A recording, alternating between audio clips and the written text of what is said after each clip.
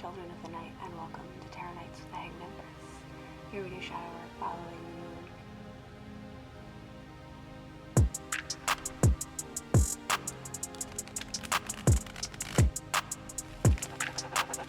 Yo, VI, play the beat.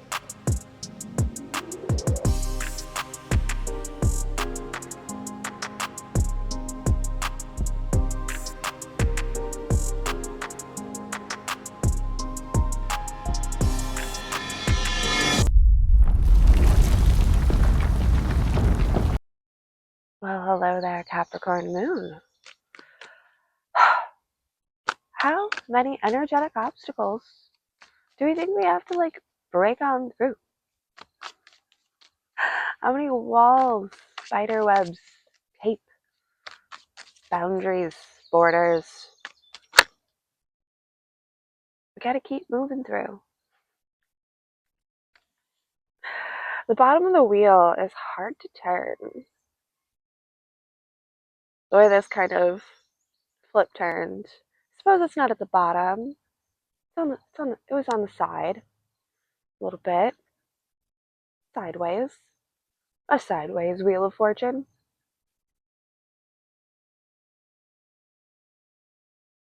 Sorry, I'm just feeling like a very heavy stone rotating.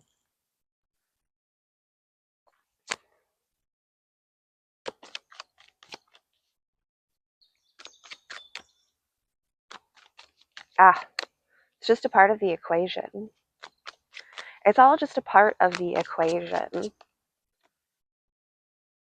There's a long, drawn out, funny story about why I have a hard time with numbers and why I get them confused. Because it's not truly dyslexia. It's more like I relate to the numbers, and sometimes the numbers have similar personalities. But when you do math to the numbers, when you perform operations on a whole number, it goes through some changes, some things happen to it, and I have to empathize emotionally with each and every number as it goes through this process of transformation into its next number.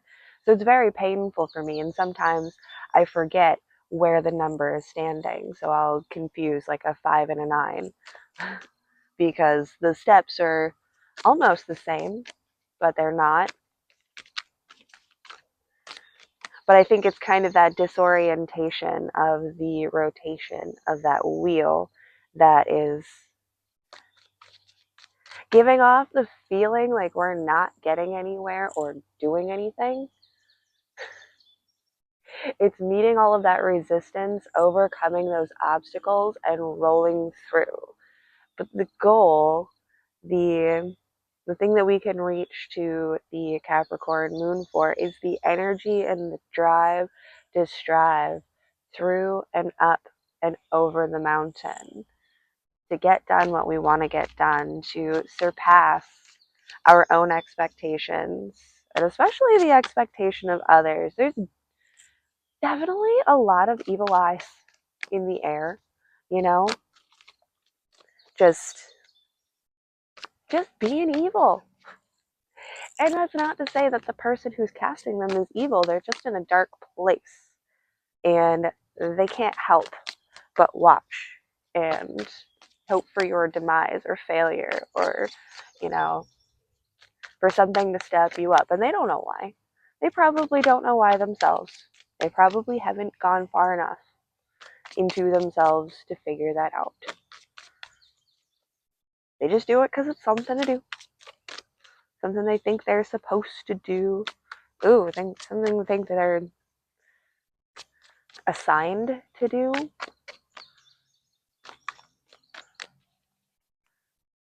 Like, they act like it's a holy order, but really they're just minions for the devil, for the darkness. Okay, common. So common. There are individuals affecting our wheel of fortune who are succumbing to their own dark wills and calling that light. and calling that illuminated, enlightened, or superior, even calling it better.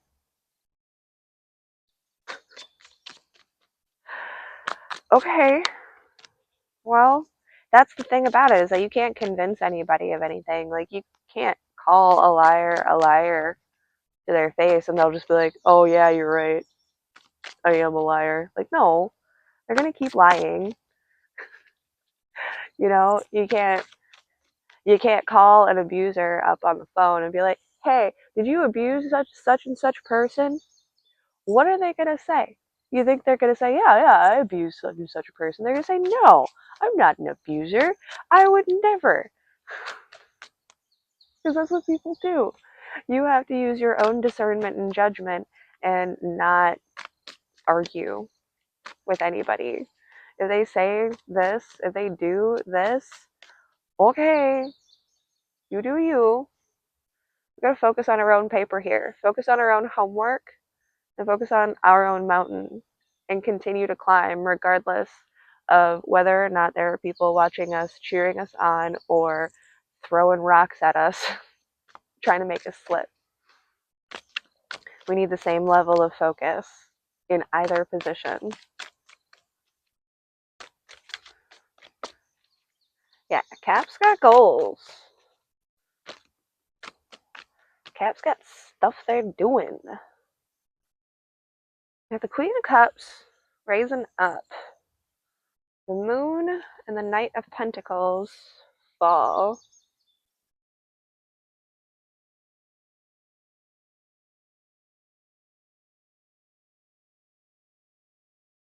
What we have to do here is raise up our internal vibration and awareness to stay focused, even while the Loki fly is trying to get into our eye and bite it so that we mess up, so that we fail. We have to pour out any emotions or thoughts that are entertaining this energy. It's not about, I would say it's not about the mystery or the work.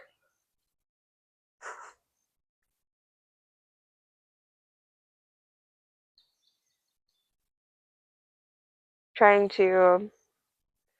trying to pull all of these clouds together to form a picture, and it's starting to remind me of this dream that I had where it was one thing, like it was one scene, it was one picture, one place, one people in there, but then it started to like burn, phase out of the picture, and then the scene changed. It was very interesting the way that that transition happened. Like it burned out. It's better to burn out than to fade away.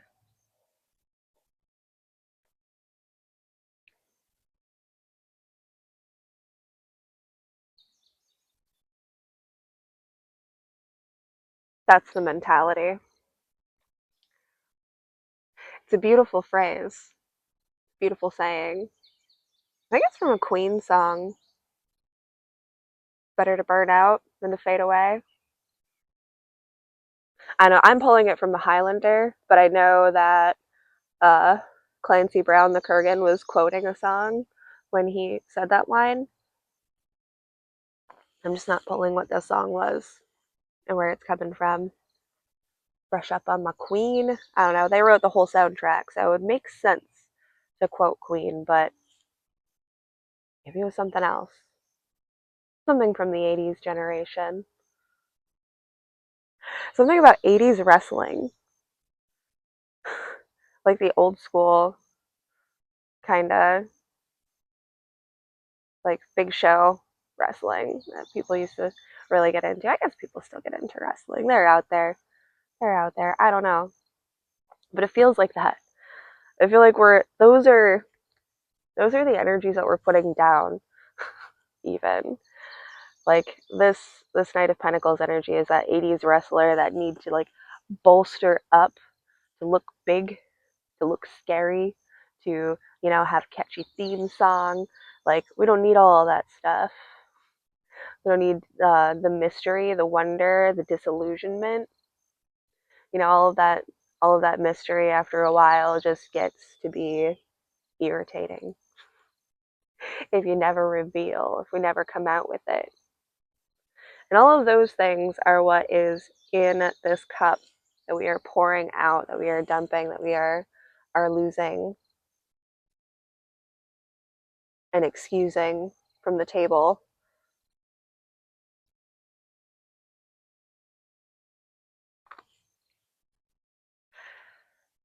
Because what we rise up doesn't come from ego, it doesn't come from bolstering or mystery.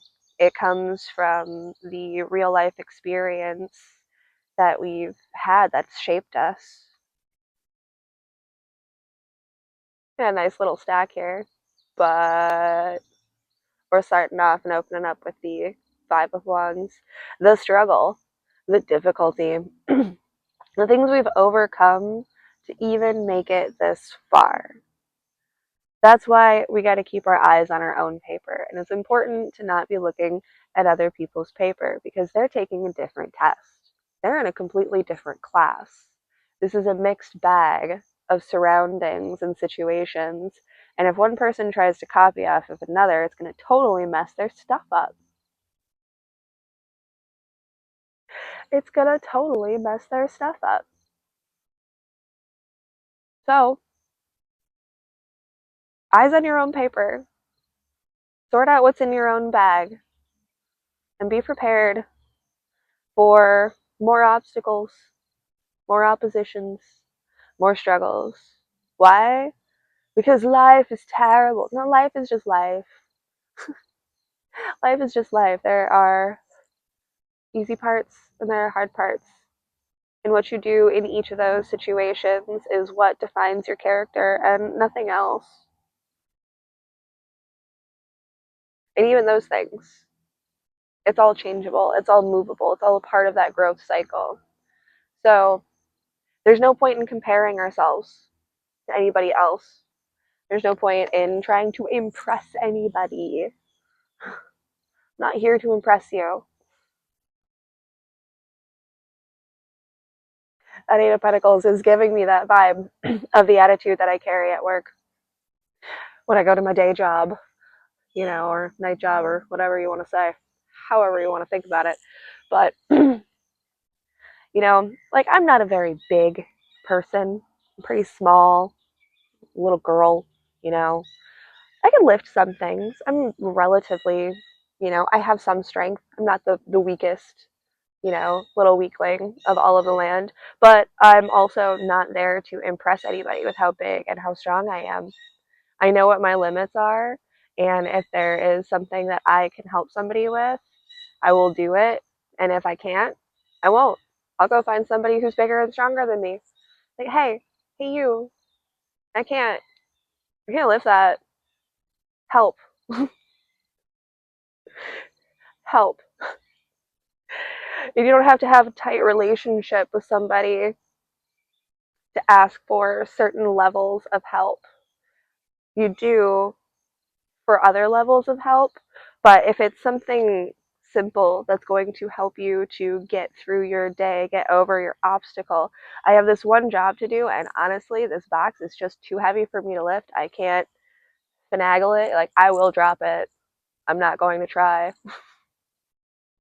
Having that, like, self-awareness of what we are capable of and what we are not, and being okay with that, being okay with where we're at, not because we're settling or settling down into this as this is our identity and this is where we stay, but this is where I'm at right now, and I'm not going to try to impress you or anybody else by trying to do more than what I'm capable of, because that's only going to burn me out, cause me to fade away, and that's the wrong angle, trajectory, and position that we are taking to move this wheel of fortune as if it were a giant water wheel.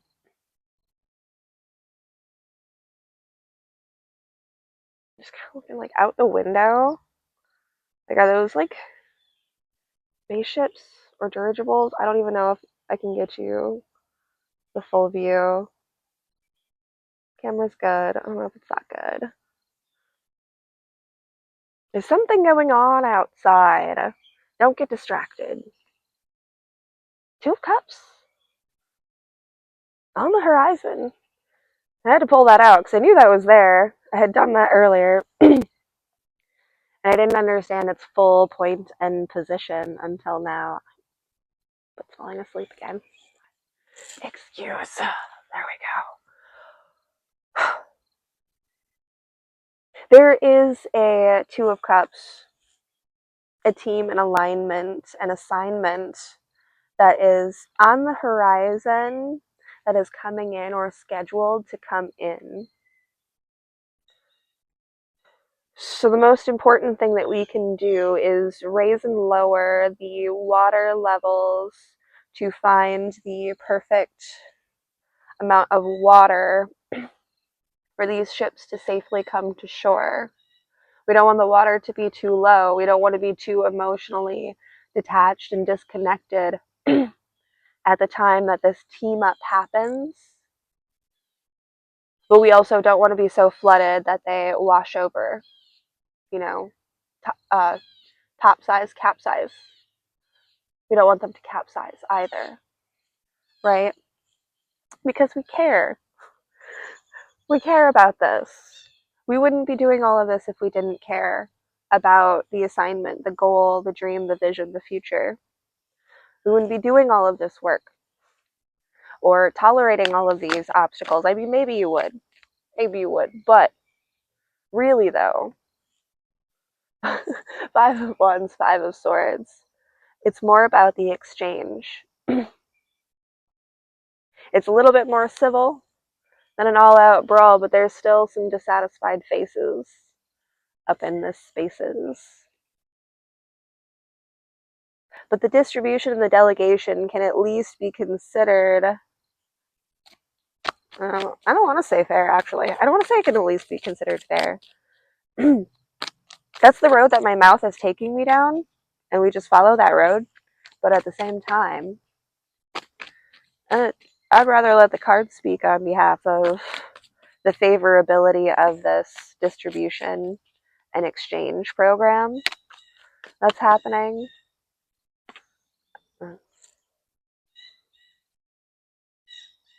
Oh, interesting.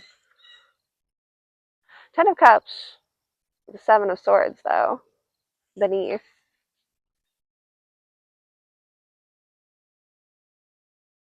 What is it? Modular. Eric, Divine Conversations, said something about modular.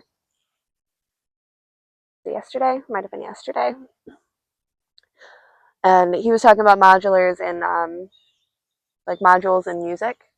I immediately started thinking about, like, modular homes. You know, like houses and structures that you can take and move and get different parts and pieces and stack them together, you know, like a Lego house for grown-ups, for big people. You make whatever you want, however you want. I don't know, sounds cool. But something about this modular system that needed to fix itself into a place and a space. I feel like this Seven of Swords underneath, like it gives a sneaky and underhandedness, but I don't think it speaks to the contents of the cups within this Ten of Cups. I feel like it speaks more to the methods of acquiring these 10 cups. But how do you utilize the Seven of Swords energy without tainting or poking holes in the cups? They have to be sound. They have to be strong. They have to be handpicked and chosen and placed in position carefully. Those skills in stealth and light-footedness that we had to learn in times of darkness being sneaky for fear of being attacked, or energetically or literally. Because energetic attacks can feel the same sometimes. You know, wake up feeling like you got hit by a bus and you didn't do anything and you don't know why. That's energetic. It can have a toll. It can affect you physically. Don't be fooled. Those things are real.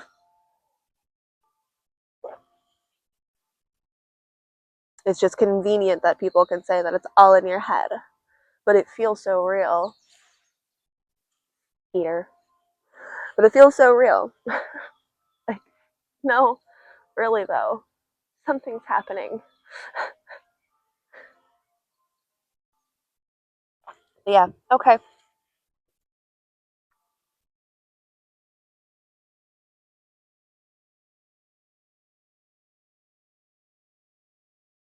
Ooh, that's interesting. Okay. I was kind of staring at her face, and what she said to me was, I didn't want to have to take this here. I didn't want to have to take this here, but I didn't know where else to go with it. Maybe.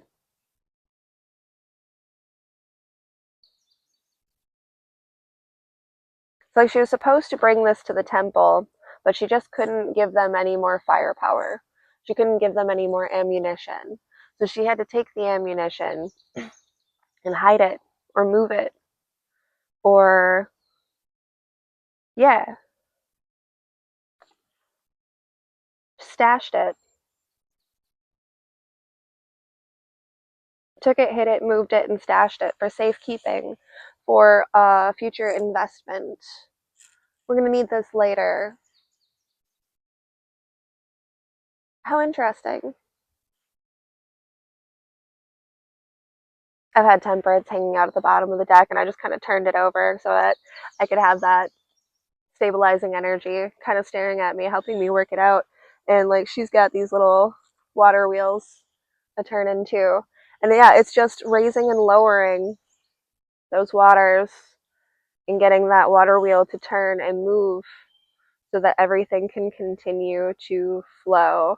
I feel like there is a lot of energetic muck that is getting up into those cracks to stop us up, slow us down, to change our progression. However, all it really is going to take is a keen eye and an ability to get in there and really clean it out and pay attention to those systems, to fine tune any of those places and positions where we are getting a little stopped up yet, where we haven't fully transitioned into a more progressive lifestyle that better serves our goal and our mission.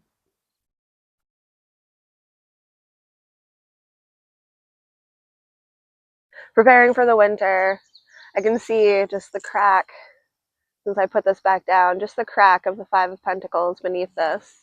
Yeah, just being well prepared. We've been knocked around enough to know what it feels like to be down at the very bottom. So taking something and putting it on reserve and stashing it and storing it for later can be viewed as a obscure behavior, but when you've experienced things in that particular regard, if you've run this cycle enough times, you know when winter is coming, you prepare for winter. You can't just be surprised every year that it happens, that there is a time where you don't have as much. You can't just be surprised after a while. It sounds dumb to be so shocked and surprised. It sounds dumb to be so upset about it. I can't believe it's snowing. It snows every year, kids. Maybe not everywhere in the whole world, but whatever your weather, I guarantee you it's got a cycle. And if we're not observing it and participating with it and writing it all down so that we can better work with that energy next year, and what are you even doing? What are we even doing? Just reacting and responding to everything, getting blown and pushed around. That's not going to get us to a station. That's not going to get us into harbor. We need to steer and direct these ships. We need to map out the plan of how they're going to get to port. It's a big ocean out there.